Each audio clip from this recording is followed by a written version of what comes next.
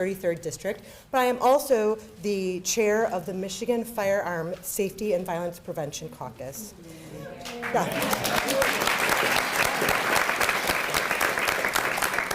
I, along with my colleagues, we have worked to diminish gun violence and advocate for better mechanisms that will save lives right here in Michigan.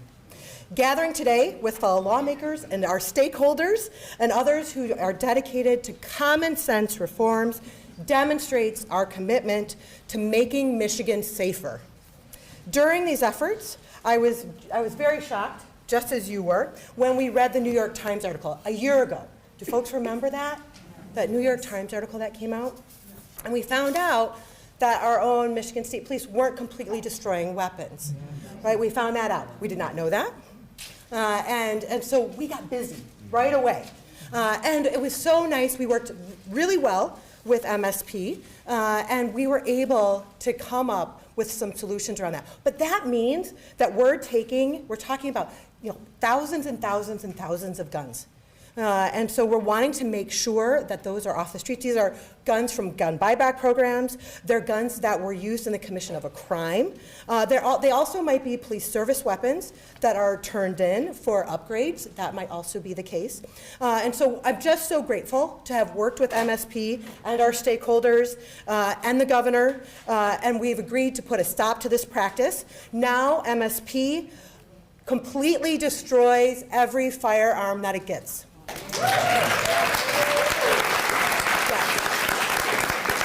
This is huge. This is huge. MSP should be commended for all of their work on this. This is an administrative decision, and the next governor could change, or leadership could change their mind. And we want to make sure that this practice is permanent, right? Yes. Yes, that's what we want to do. We want a law that guarantees that Michigan will not be in the business of supplying for our secondary gun market, right? Right. Yeah.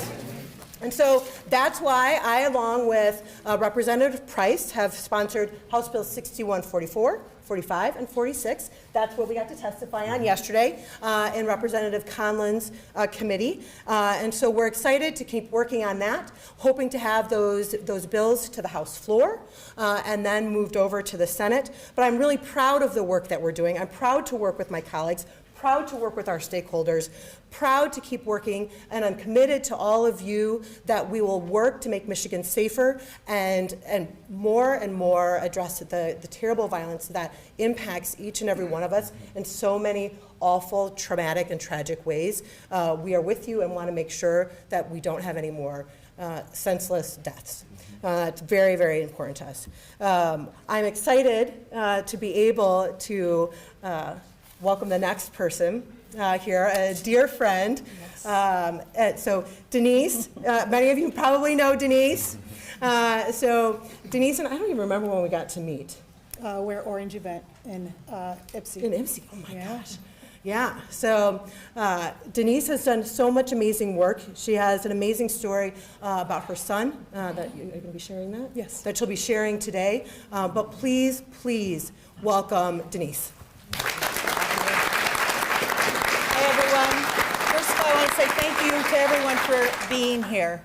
3.5 years, my son, who was 17 at the time, was shot in the head through the eye with a ghost gun by his 17-year-old friend, who ordered a kit online and put it together in less than 30 minutes. He had hoped that the chamber was empty, and unfortunately it was not. And to this day, my son struggles. He lived. He was part of the 2% that actually lived through that kind of injury. So today I am here to hopefully get all of our legislature to vote on 1149 and 1150, because no other family should go through what our family went through. We honestly thought my son was not going to make it, and neither did the medical community. So to prevent anyone else for having to go through that and having their child or loved one have go through life, the rest of the life, with a TBI, a chronic epileptic, and all of the other side effects that a bullet in the head will do. So please fight do whatever you can, speak up. Do not sit back idly and think, this did not happen to me, this could not happen to me, because that's what I thought. This couldn't happen to me. And I got a phone call at 3:30 in the morning saying it did happen to me. Thank you.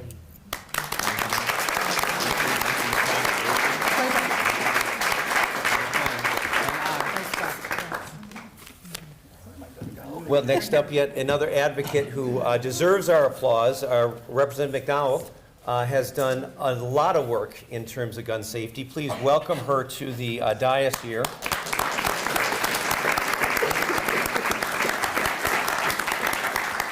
Thank you, everybody. It's wonderful to see this coalition here of people who are working so hard. And look at all the women, would you? Look how many women are here. That's awesome. And look how many women are up here.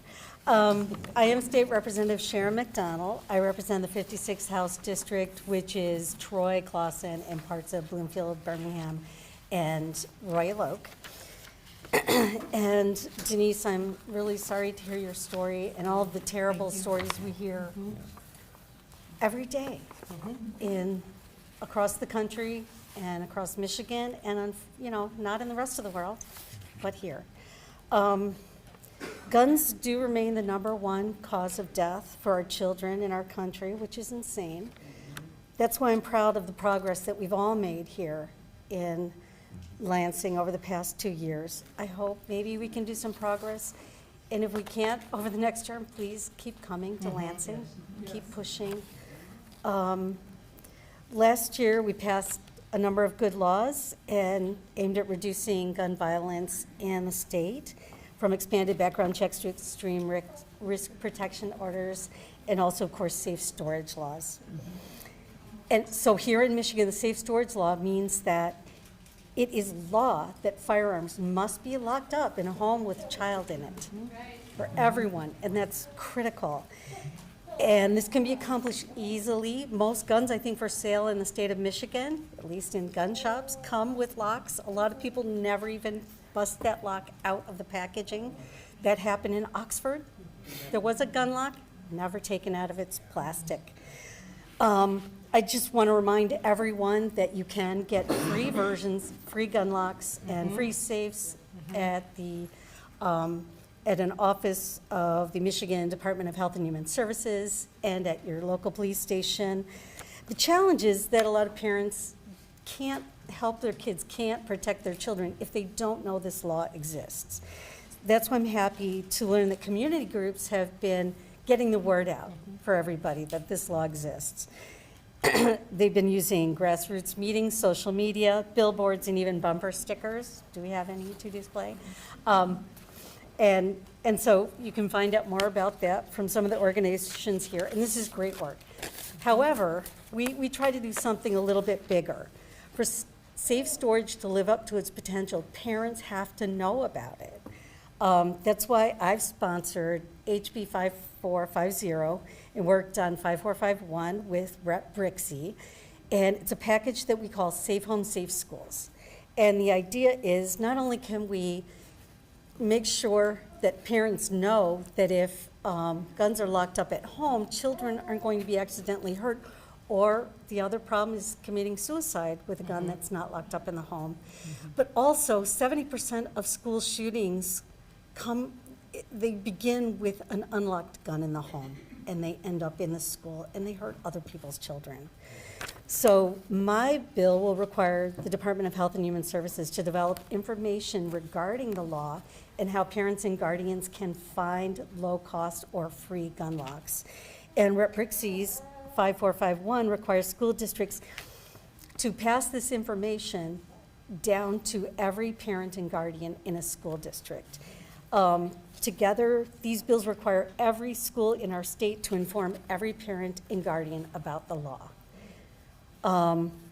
And they can send that material out either digitally or in your child's backpack when it comes home. And this will just happen once a year. It's amazing how it's such a simple thing, such a simple law, and how much flack we got over it. Again, if it has gun in the title, it's a problem for some people in Lansing. But the goal is, of course, to ensure that every parent is informed and that every child is protected in their home and at school. So those guns don't end up at school. These bills passed the House last week, and they'll be heard in the Senate Education Committee next week. So thank you to my colleagues and advocates across the state for your help on this. We're really hoping that these bills, we don't have much time left, will end up, get to the Senate floor and the governor's desk very soon.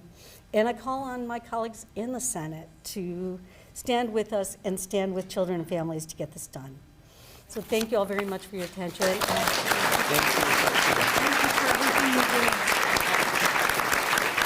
Thank you so much, Representative. That is such important work that you're doing.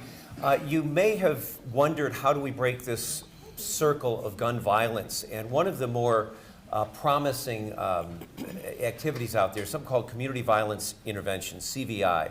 House Bill 6046 is being proposed to fund CVI, which is an amazing work, which allows friends like my friends, Yafincio, to enter into dialogue with people who have been victims and who've been perpetrators as they work to break this circle. But they need funding, they need Medicaid funding in order to make this work happen. I want you to please tell us some more about it, Yafincio. Gun violence has plagued our This is communities too for- short for guys like us. Okay, speak up, brother. Perfect for me. I don't know. Thank you for the intro. Gun violence has plagued our communities, as you all know. You turn on the news, you see it all the time. We coming from a more strategic defense, me and my team in various cities, from Detroit, from the east side of the state, all the way to the southwest side of the state, Kalamazoo, and up. The goal is to save lives, but we can only do what we can do from the ground up. We need our supporters at the top to understand what this support does for us. So everything that is being done in the city to capitalize off of has a strategic plan. We should be implemented in a strategic plan to save lives. No mother should have to come to the hospital for any nurse or doctor to tell her baby didn't make it. And there's no one involved inside these places, inside these institutions, that understand the mindset that's driving the behavior of individuals that's both a victim or a suspect of this behavior. Yet we have 31 prisons that's involving all the intake processes and understanding how all these steps are taken. Yet we have nothing out here to help provoke these actions from, keep these actions from being provoked and taking place. So it's just time. And we standing up, we come from the lifestyle, we have made decisions to take responsibility in our own community. We are redefining public safety, not defunding the police, but alliancing with the police. We can get in areas and neighborhoods and talk to individuals that they can't. We can get in front of things and stop things that they don't have access to. The person they running around looking and calling on their radios looking for, we outside eat barbecue chicken with them. But we can really do things and motivate. We can motivate the mindset to change, but we need support to do that as well. 6046, introduced by Representative Morris and supported by Ms. Rogers. We need those type of things to be in place so that our people at the top, they doing their job. And better know, us at the bottom, we doing our job. And we doing this to save lives. We're not doing this for the benefits of ourselves or anything. We tired too. We tired just like the next person. We looking at the numbers. In Kalamazoo, 95% of the crime is black on black.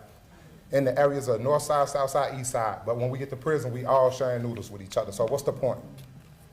So we trying to, in order for us to interrupt and take on what we need to take on, we need education to elevate these individuals. And if we're not in the spaces where they at, they can't be what they can't see either.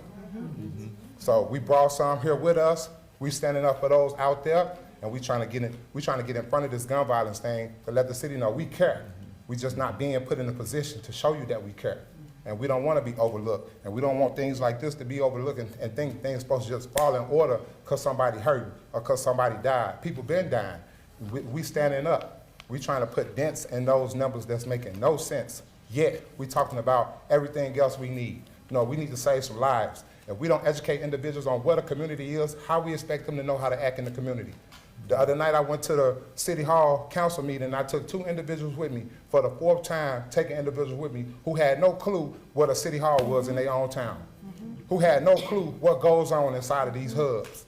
Just like what's going on inside of this room right now. And the reason I brought guys to be what they can't see, to put in a vision, how can we help them change something if we're not investing in them? Transformation takes investment. No one person in this room got the answer to this thing because no one person is involved. Many of us are affected by this. So we must transform and unify.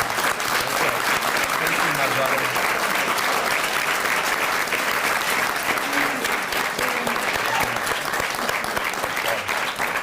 Because you know how much these guys are getting paid now, which is nothing. And that's what this bill is about, that passion and that work that's so important to our common life can be accomplished. Our final speaker today, I'm really excited to hear from, and that, of course, is a woman who's addressing the industry in Michigan that has special protection from lawsuits that no other industry enjoys.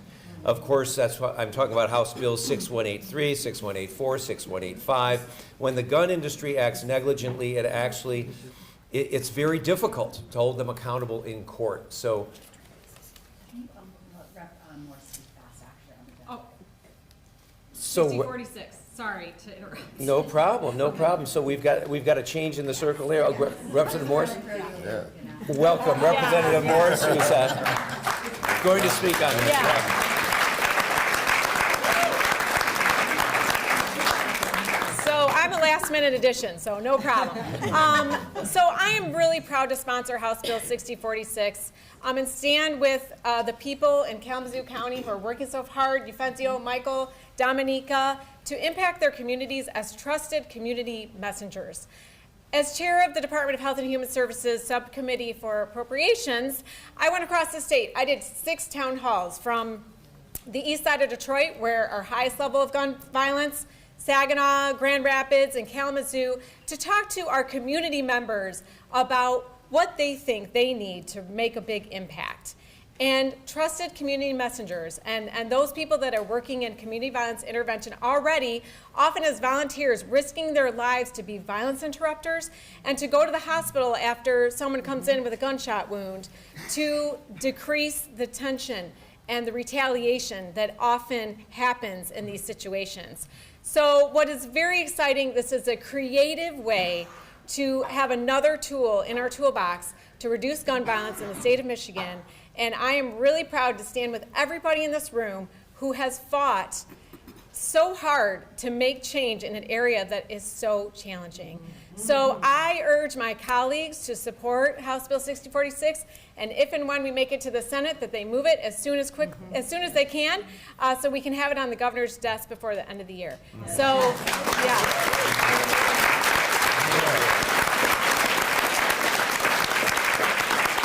So I am beyond proud to offer it, and I say, let's go.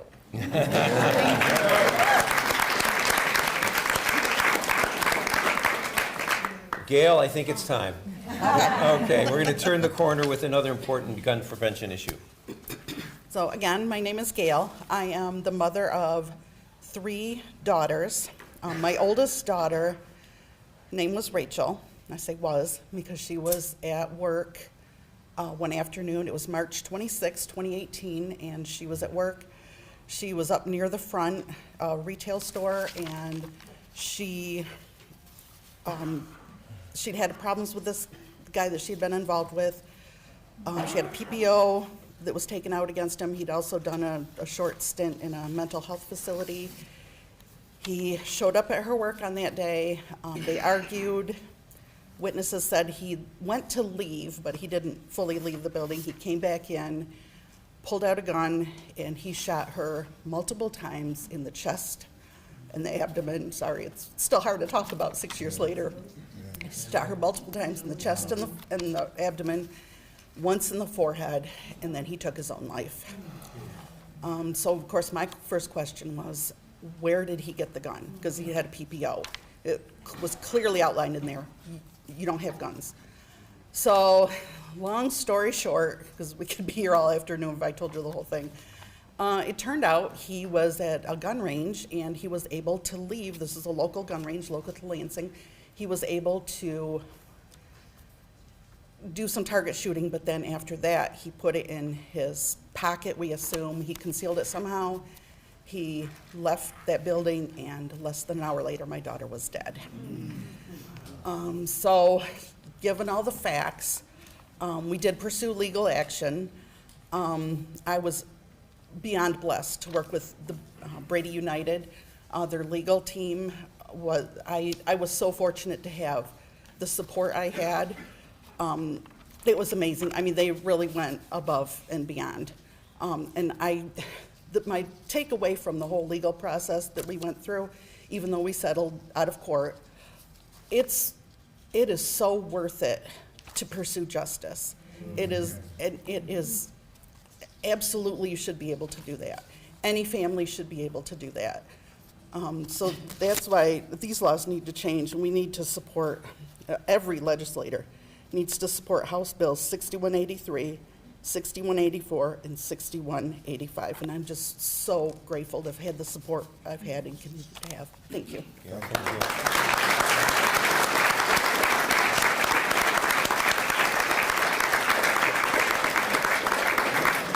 Well, friends, these are, of course, the human costs of our gun laws. We want to thank our legislators who are here. We are so thankful for the possibility here of action against ghost guns, industry accountability, Medicaid funding for CVI. And let's please work together in these last couple of sessions, last couple of days, rather, of the session to save some lives. We can get that gun industry in a place where they can no longer do that harm. And so I'd like to open it up for any questions of anybody here on the dais, any of the representatives, et cetera, about some of our work. Yeah. Everyone, Lily Boney from Gongwar, just wanted to direct this to our legislators. Where are you guys hearing right now that these bills are at with roughly about 9 or 10 session days left in the year? Representative Morse? Yeah, sure. Yeah, any one of you guys, all of you guys? Sure. Alicia, you Whatever wanna- updates you have. You guys want to come this way? Well, you know, it's possible. We have a very tight timeline. Mine is going before committee next Thursday, maybe sooner. If we can get Rep. Rogers a hearing date a little sooner would be awesome. But it could go to the floor that day, and then we could move it over to the Senate, and if the Senate moves quickly, it can happen.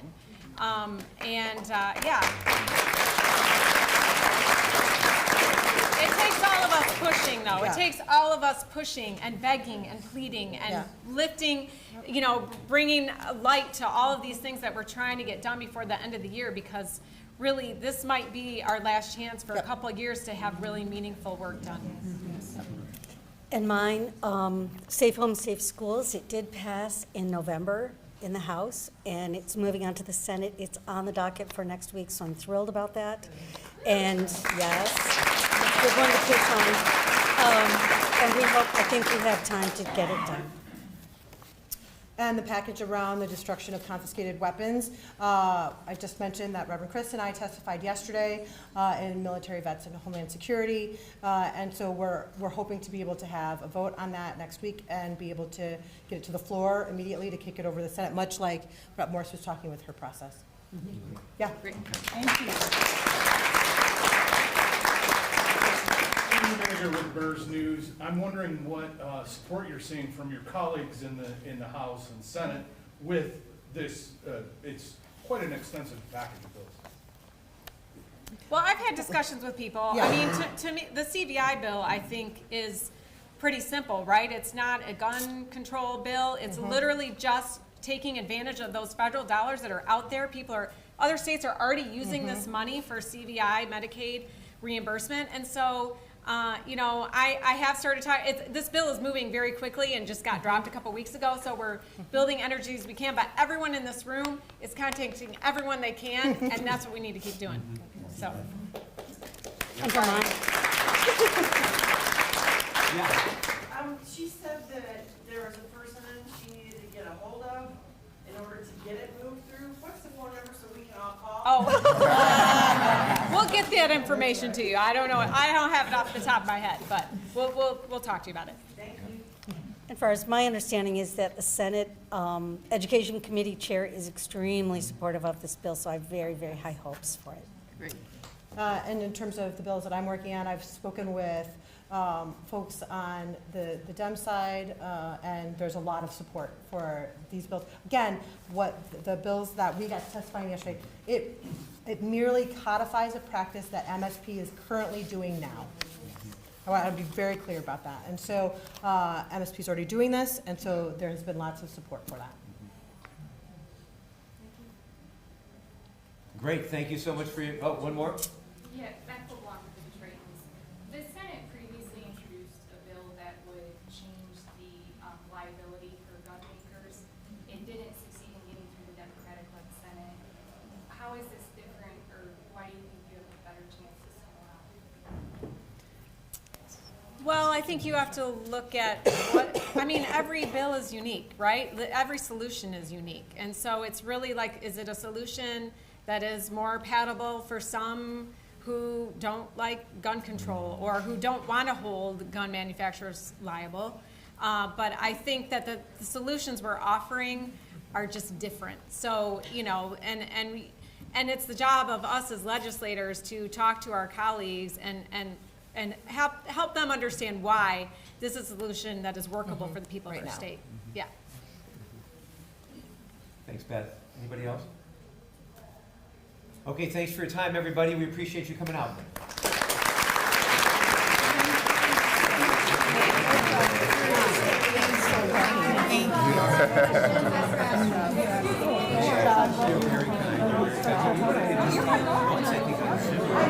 Can I have everyone's attention?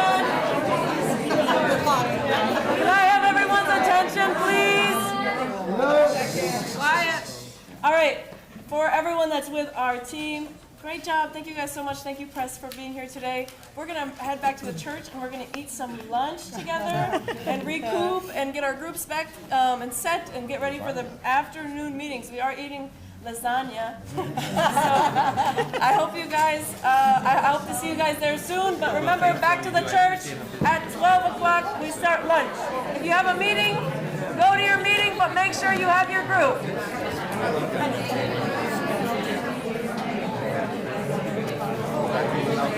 I'm so sorry.